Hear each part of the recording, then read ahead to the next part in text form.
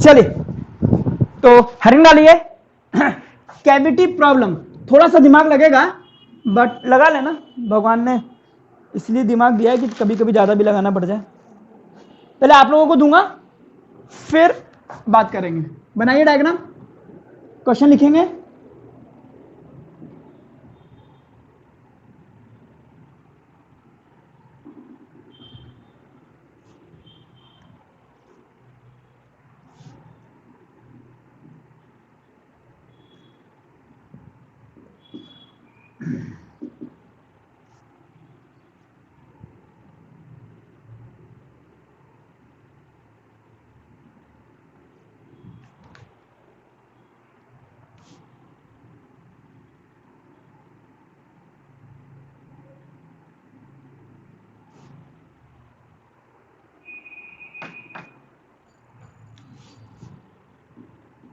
इसका मतलब है यहां पर मास है,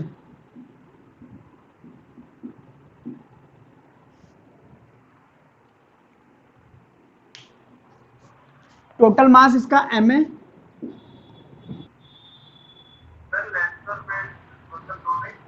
हाँ, स्क्वायर है जो हमने रेक्टेंगल की तरह बना दिया है। m लिखिए question. If a disc is cut off, दो क्वेश्चन कराऊंगा इस पे, दो में से एक आपके स्कूल में मिलेगा जरूर आपको। If a disc is cut off from a square plate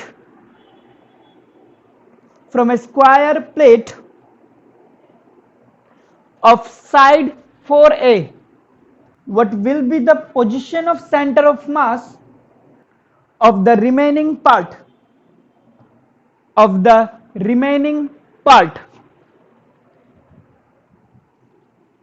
अब एक क्वेश्चन समझ लीजिए। आप ये मानिए कि पूरी डिस्क थी, पूरा एक स्क्वायर था इस तरह से। इसका सेंटर मास कहां होगा? यहां पर। अब आपने इसमें से, ये ऐसा था पूरा का पूरा, अब आपने इसको यहां से काटना शुरू करा और इतना पार्ट काट दिया, और काट करके आपने इतना पार्ट निकाल करके अलग कर दिया। अब जो बचा हुआ पार्ट है, इसका सेंटर मास बताइए कहां होगा? कीजिए। चल फिर देख इधर, पहले मैं आपको अपना तरीका बताता हूं जो मुझे लॉजिकली बिल्कुल सही लगता है, फिर मैं आपको वो भी बता दूंगा जो बुक्स में दिया जाता है। ठीक है, चलिए आप ये समझिए कि ये काटा ही नहीं है। जब ये काटा ही नहीं है तो इसका सेंटर मास कहां है? यहां पर, यानी कि ये रहा। इसका मास क्या मान लूं मैं? m। और ये जो इतना सा पार्ट है, इसका सेंटर मास कहां होगा? यहां पर।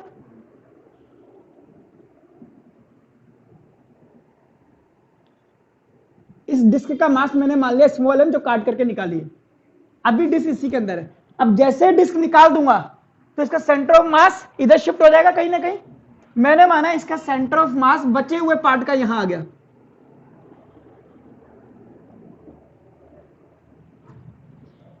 ये अगर 4a है तो ये 2a होगा, तो ये होगा a, यानी कि इनके बीच की डिस्टेंस क्या है? a। मुझे ये डिस्टेंस निकालनी है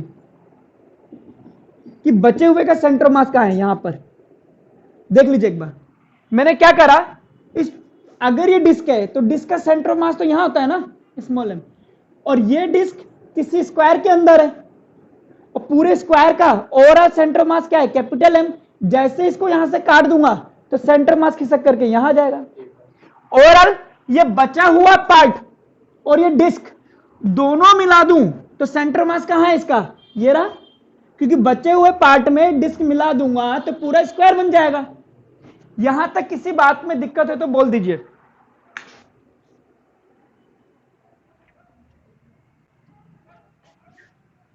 राइट। अब ओवरऑल अब आप ये समझ लीजिए कि ये क्वेश्चन बदल गया है। अब क्वेश्चन दिया है कि एक मास ये रहा mr, mr क्या है? बचा हुआ mass capital M minus small m। एक मास है mr, एक मास है स्मॉल m, तो कैपिटल M आपको निकालना है। मैंने माना यहां से x डिस्टेंस है ना, तो सेंटर ऑफ मास निकालना है। किसका? इसका और इसका। पहले आप डायग्राम बनाइए फिर बात करते हैं, क्योंकि अगला क्वेश्चन मैं आप ही से कराऊंगा। अब क्या करना है, मुझे यहां से x डिस्टेंस ये है ना overall M R small m, इस वाले से सेंटर मास x डिस्टेंस पर है, इस वाले से ना, तो x कैसे निकालते हैं, सामने वाले का mass total distance upon total mass. ठीक है, अब क्या करना है, स्मॉल एम निकाल दो। स्मॉल एम क्या है, इस डिस्क का मास पूरे एरिया पर है 4a, यानी कि 4a का square area has capital M mass. तो ये मास कितना है, इसका एरिया निकाल दो, पाई ए स्क्वायर।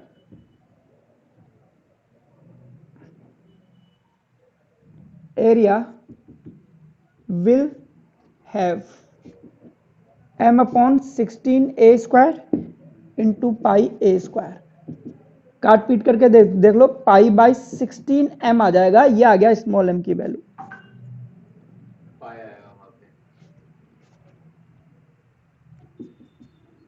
ये वैल्यू मैं यहां पुटअप करता हूं, स्मॉल m की जगह बाई 16m x प्लस ए, तो ये आंसर हो गया आपके पास।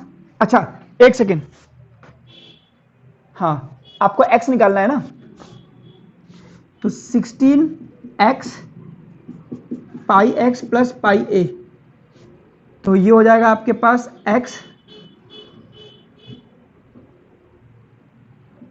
Is equal to pi a 16 minus pi. ठीक है, ये हो गया आपके पास x की वैल्यू। x ही तो निकालना था कि बचे हुए पार्ट का सेंटर मास कहां है, ये रहा, कहां से, सेंटर से x बाई ए डिस्टेंस पर, खत्म। So centre of mass of remaining part is at pi a by 16 minus pi from centre of square. खत्म। देख लीजिए, समझ लीजिए एक बार ढंग से, कर लेना, उसमें प्लस माइनस ही तो करना है, एम से एम काट, बाकी एक्स की वैल्यू निकाल दे।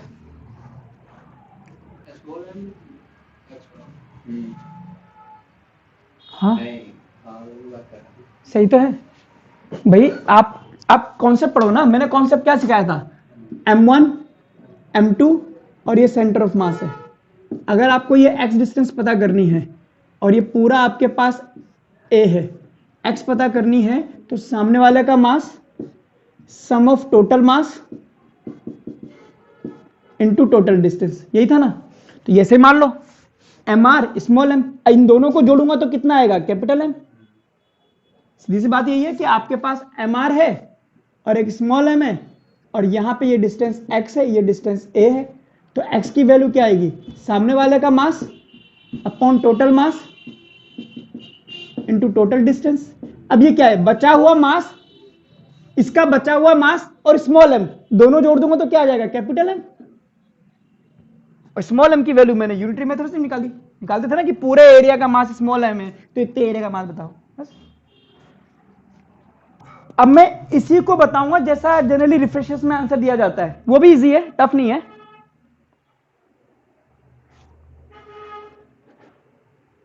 और फिर अगला क्वेश्चन आपको करना है दोनों तरीके से, इस वाले से भी और जो दूसरे वाला बताऊंगा उससे भी।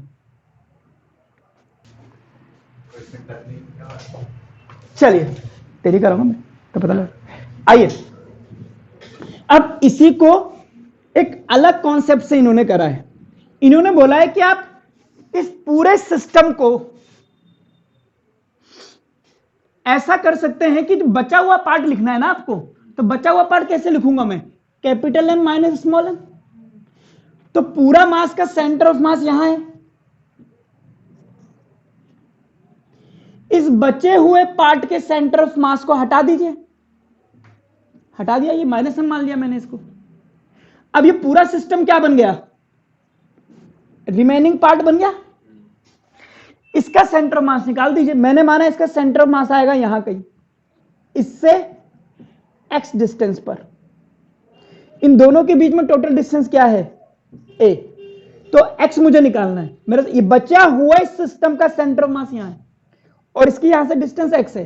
तो x को लिखता हूं मैं सामने वाला mass upon total mass m minus small m into total distance यानी कि a। अब स्मॉल m आपने अभी भी निकाला हुआ था, कितना था वो, m अपॉन, चल पाई m अपॉन, ये वैल्यू रखो।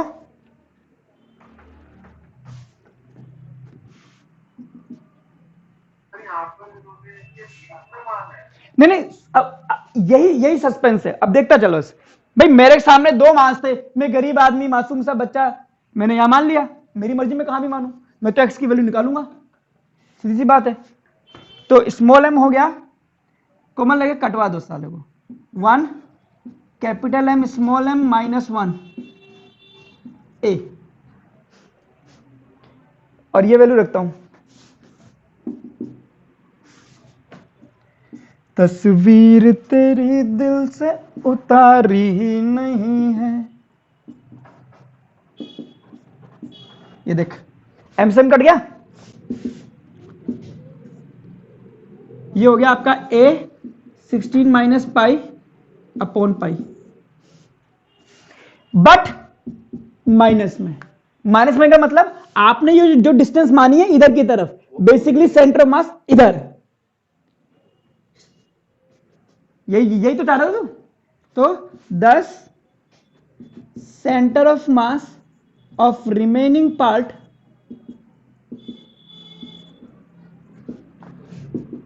Is at left hand side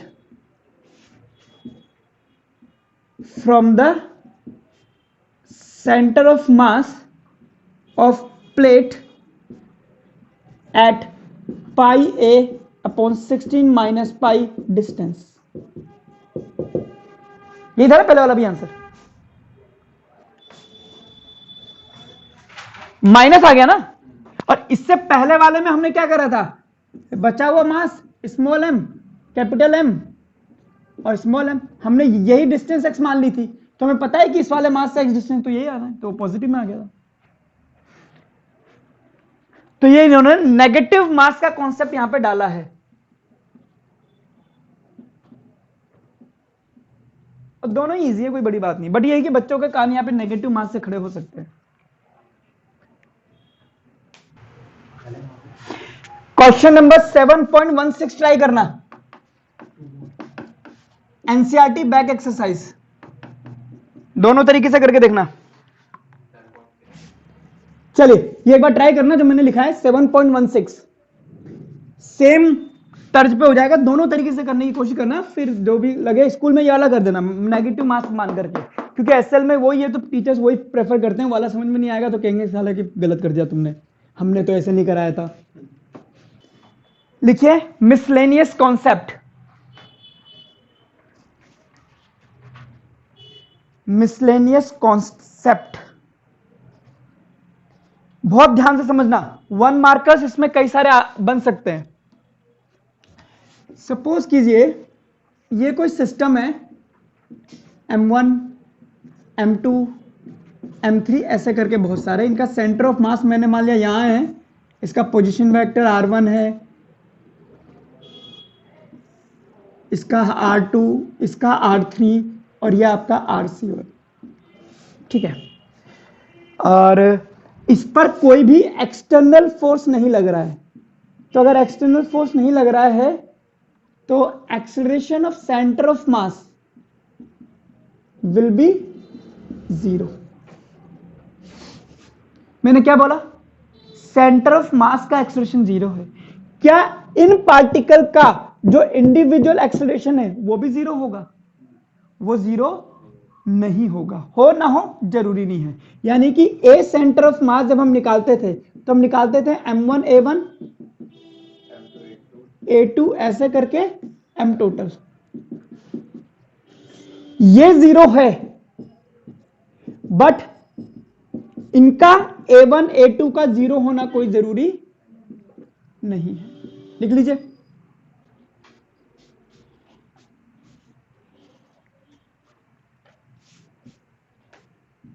means if external force is 0, acceleration of center of mass is 0, but acceleration of individual particles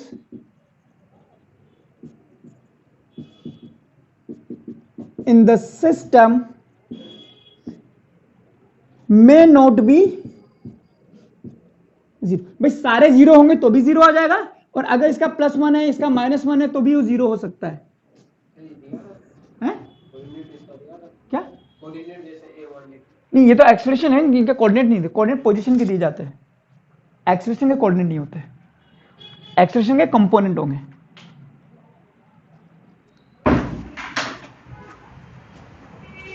आइए अब बात करते हैं जो यश कह रहा है, मतलब जो भी नाम पहचान नहीं पाया मैं, सेंटर ऑफ मास का एक्सेलरेशन 0 है, इसका मतलब है change in velocity of centre of mass with respect to time is 0।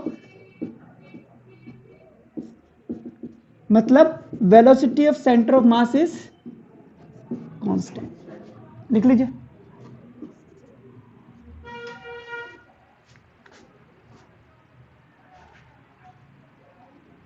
But velocity of centre of mass होता है m1 v1 m2 v2 और m टोटल। तो क्या v1 v2 ये भी कांस्टेंट होंगे? May not be 0, may not be constant.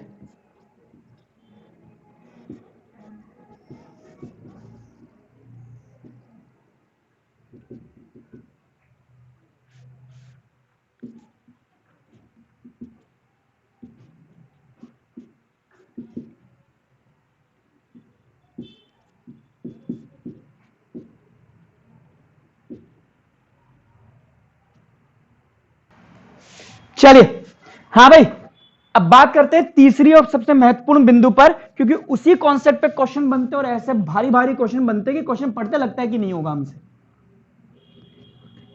Okay, third point. अब यह कहता है velocity of centre of mass is constant, यानी कि सॉरी हाँ, delta VCOM is 0।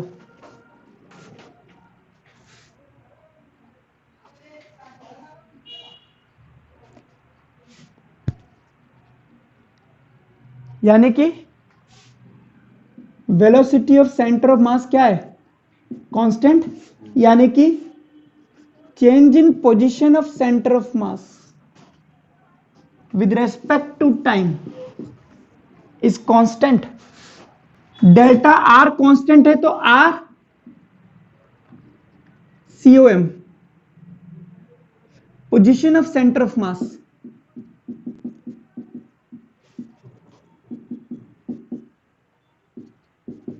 will not change, but position of individual particles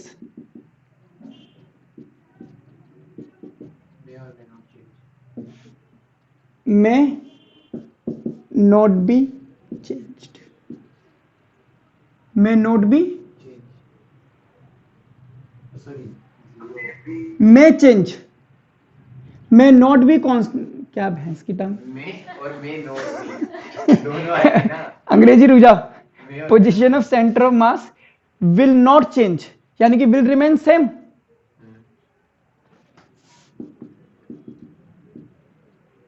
will remain same, may not be same।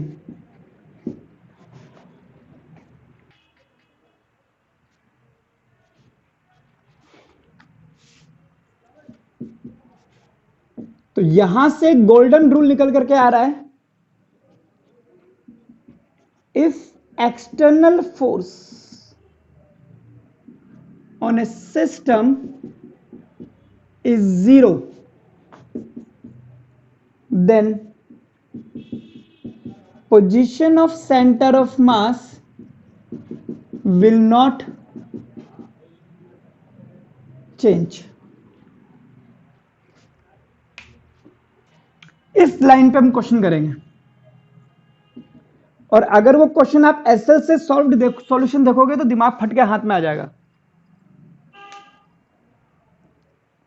बहुत famous question सही है। सपोज कीजिए एक बोट है या एक प्लैंक पानी के ऊपर पड़ा हुआ है। पानी समझते हो? वाह, समझदार हो तुम। और यहां पर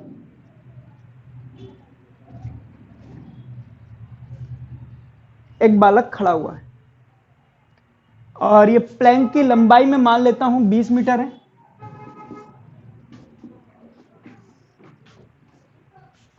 ठीक है, और बालक का मास 50 किलो है।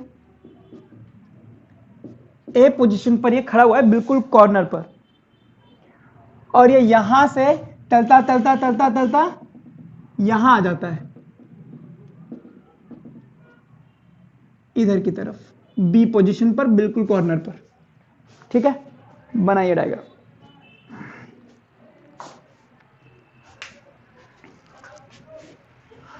If the balak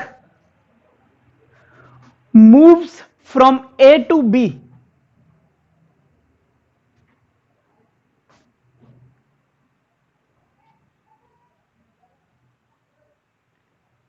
calculate distance covered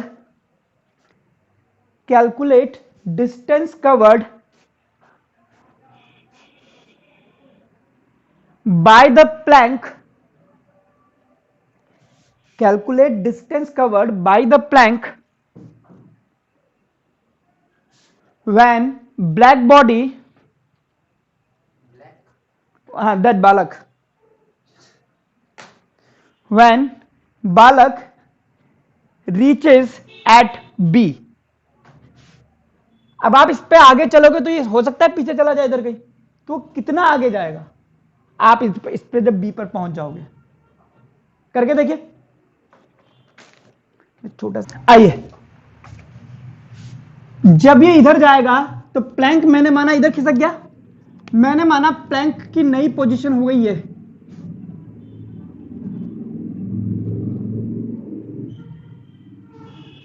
बालक आ गया यहां पर, प्लैंक यहां से एक्स खिसक गया है, यानी कि यहां भी एक्स खिसकेगा। क्लियर? इस वाली डायरेक्शन को मैं पॉजिटिव मान लेता हूं और इस वाली डायरेक्शन को नेगेटिव मान लेता हूं। मुझे पता है position of centre of mass will not change. कोई दिक्कत इसमें? और पोजीशन यहां पे कितने ऑब्जेक्ट हैं? एक ये है m1, एक ये है m2, और मास ऑफ प्लैंक क्वेश्चन में 10 kilogram. m1 delta r1, m2 delta r2, दो ही है, upon m1 plus m2 is equal to delta rcom। यही निकालते हैं ना? ठीक है, बट क्वेश्चन में बोल रहा है कि एक्सटर्नल फोर्स नहीं लगा है कोई, ये तो आपस में, तो position of centre mass will not change, यानी कि डेल्टा rcm क्या हो जाएगा? 0। अगर ये 0 है तो m1 डेल्टा r1 वेक्टर के साथ, m2 delta r2 0। Delta r1 क्या है? डिस्प्लेसमेंट ऑफ इसका। आपके हिसाब से यहां से देखिए ये कितना आगे गया है? टोटल कितना था ये? 20। और आपके अकॉर्डिंग 20 तो तब होता जब ये यहां पहुंचता, ये इधर आ गया x, तो कितना चला गया? 20 माइनस एक्स। क्लियर? अब आपके लिए प्लैंक किधर गया? इधर की तरफ। तो इधर की डायरेक्शन क्या मानी है आपने? नेगेटिव। तो ये हो गया m2 minus x is equal to 0। m1 कितना है 50 20 minus x plus 10 minus x is equal to 0। अब x कैलकुलेट कर दो।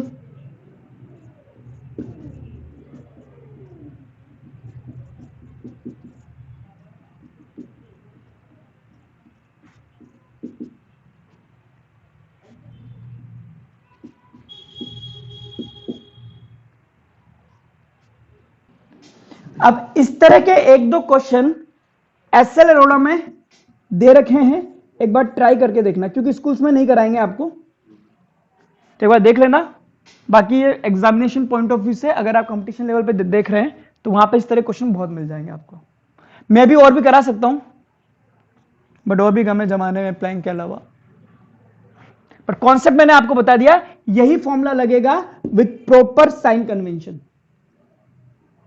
आप चाहे तो एक क्वेश्चन और करा देता हूं, मैं लिखवा देता हूं, आप एक बार ट्राई कर लेना, ठीक है।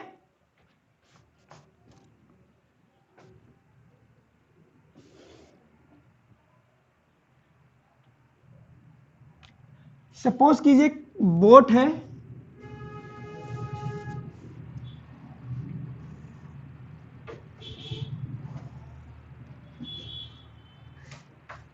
एक बालक यहां है, एक बालिका यहां है, ठीक है। और ये पता नहीं क्या कर रहे हैं यहां पे। 10 किलो की नाव, 60 किलो का बालक, 50 किलो 40 किलो 50 किलो का बालक और 40 किलो की बालिका पानी के ऊपर, और ये दूरियां हैं इनके बीच की 10 मीटर की। पीछे गाना बजा ला ला ला ला ला, तो ये दोनों एक दूसरे की तरफ भागना चालू होते हैं। और फिर आगे की कहानी क्वेश्चन में सॉल्व करते हैं। बनाइए।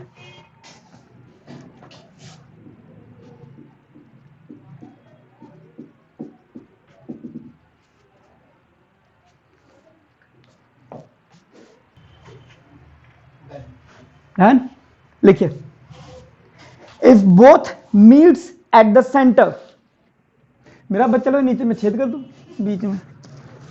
If both meets at center, what will be the distance covered by the boat? Answer आएगा 0.5। माइनस भी आ सकता है इसमें, तो देखना। और ये सब मीटर में है तो मीटर की बात कर रहा है, ठीक है। तो ये हमारा एक पार्ट खत्म हुआ सेंटर ऑफ मास का। आपको 3 तरह के क्वेश्चन प्रैक्टिस करने हैं। एक एसएल जो मैंने एनसीईआरटी का सॉल्व एग्जाम बैक एक्सरसाइज का बताया था 7.16, वो ट्राई करना है। एक बार इस तरह के प्लैंक में कोई चल रहा है, प्लैंक पर खड़ा है पानी के ऊपर, वो चलते फिरते, ऐसा एक आधा क्वेश्चन है इसमें मेरा देखा हुआ है, तो वो भी ट्राई कर लेना, प्लस इसको ट्राई कर लेना, ठीक है। फिर नेक्स्ट जो इसका पार्ट है जिसको हम बोलते हैं सेकेंड पार्ट, उसमें हम वही पढ़ाएंगे जो हमने 2D में पढ़ाया था ऑलमोस्ट, ठीक है। बट उसका रिलेशन निकालना सिखा देंगे, v equals to omega R, a equals to alpha cross R, वो सब पढ़ाएंगे। फिर थर्ड पार्ट जब आएगा तो हम आपको पढ़ाएंगे मोमेंट ऑफ इनर्शिया, लेकिन उसका मैक्सिमम पोर्शन हट चुका है, और इसीलिए हम रोलिंग भी नहीं कराएंगे, क्योंकि रोलिंग बहुत अलग से बहुत अजीब सा टॉपिक है, तो काफी कुछ हट चुका है, तो वो देखेंगे।